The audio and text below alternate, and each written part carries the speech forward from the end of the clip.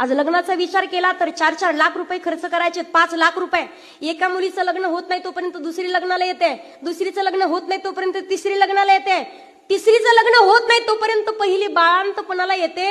प्रश्न हा पडतो की मुलगी लहानाची मोठी आईवडिलांना करायची आहे, 20-22 वर्षाची झाली, कुठेतरी आईच्या हाताखाली काम करणार आहे, कुठेतरी बापाची काळजी ती घेणार आहे, आणि त्यावेळेला स्वतःच्या घरची लक्ष्मी लोकांच्या स्वाधीन करून द्यावी लागते आणि आयुष्यभर त्यांची धुनी भांडी करत तिला राहावं लागतं.